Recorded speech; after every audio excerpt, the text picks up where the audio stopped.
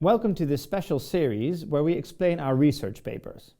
My name is Tobias Polak and I'm a Director Real Data at myTomorrows and a PhD candidate focusing on expanded access programs. The research that I present here is a product of a public-private collaboration between Erasmus Medical Center, myTomorrows and Erasmus University. Here, I would like to present the results of our third paper, which is titled Real-World Data from Expanded Access Programs in Health Technology Assessments, a review of NICE technology appraisals. For patients with life-threatening or seriously debilitating diseases who have no other treatment options and who cannot participate in trials, expanded access programs provide a pathway to access investigational medicine. The main goal of expanded access is to provide treatment. However, in addition to providing treatment, these programs may sometimes be used to collect data. And these data are referred to as real-world data, data on safety and efficacy that are gathered outside of conventional clinical trials. In our previous video, we looked at our paper that investigated the role that these expanded access data may play in regulatory approvals. However, in various European countries, regulatory approval does not equate to patient access. Countries with a national health system, such as the Netherlands, France, or the United Kingdom, also want to make sure that the drugs are cost-effective. That means whether the drug price is related to the benefits. How much more expensive and/or effective is a novel drug compared to what is currently on the market? In the United Kingdom, the National Institute of Care and Excellence, also known as NICE, assesses cost-effectiveness of novel drugs in so-called health technology assessments. In the end, NICE looks at all the evidence and makes a recommendation on whether a treatment should be nationally reimbursed and under what circumstances. In this paper, we investigated the use of data from expanded access programs in such reimbursement dossiers by reviewing all technology appraisals presented to NICE between 2010 and 2020. We sought to answer if, when, and how data from expanded access programs are leveraged in cost-effectiveness analyses. So, how could we determine whether a technology appraisal used data from an expanded access program? Well, on the public NICE web pages, you can find all the appraisal documentation, including the manufacturer submission, the evidence review group report, expert comments, public comments, the final review, and so forth.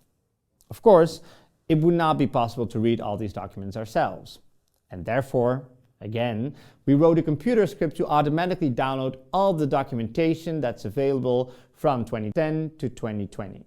Subsequently, we would have the computer scan these documents for expanded access references, such as compassionate use, early access, special access, managed access, etc. Then, we would only manually go through the documents that included one of these terms, and we could simply get rid of the documents that did not have a reference to expanded access. So, we would open a document, click on Control Find, and search the document for compassionate use, or special access, or managed access, or expanded access. And then we would automate this process for all the technology appraisals that we looked at. For the documents that were included for manual review because they included an expanded access term, two reviewers independently looked at whether this term actually referred to data from an expanded access program. We primarily labeled the data usage with one or more of the following categories. First, safety. Expanded access data were used to evaluate the safety profile. Second, efficacy. Expanded access data were used to evaluate the efficacy profile. 3. Resource use. Expanded access data were used to inform cost parameters. Or 4. Trivial. Expanded access data were not used or trivially mentioned in the appraisal. We downloaded nearly 9,000 documents of all 380 technology appraisals with documentation available. An expanded access term was present in 54% of these appraisals. And in 21%, that is 80 out of 380 appraisals, the expanded access program generated evidence for the appraisal.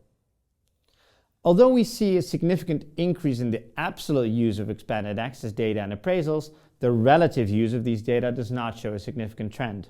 To better understand what we exactly mean by contribute to safety, efficacy, or resource use, we now present some examples. In the evaluation of sabizitaxel for hormone relapse metastatic prostate cancer treated with docetaxel, the expanded access program was used to gather quality of life data that were not collected during the routine clinical development. So here we see that even patient-reported outcomes are included to fill an evidence gap that existed because these data were not collected in the main trial. A different direct resource use example is given in the evaluation of ipilimumab for previously treated irresectable malignant melanoma. The dosing of ipilimumab depends on the weight of a patient.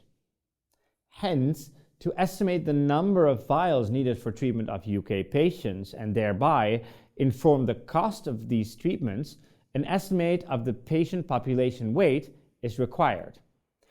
And this weight is calculated by combining the weight of the patients in the expanded access program with the patients in the trial.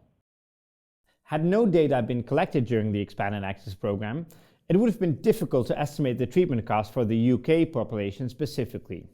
We hope the examples we just presented gave you a basic idea of the usage of these data. If you want to learn more, we provide different and more in-depth examples in the paper and in the supplementary files.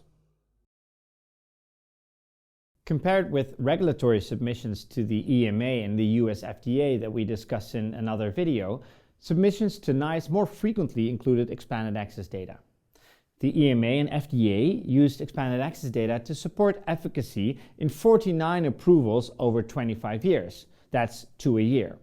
In this work, we find that NICE used expanded access to inform cost effectiveness in 76 over 11 years, and that's 7 a year. One reason for this may be that payers have a higher uptake of real-world data in their decision-making.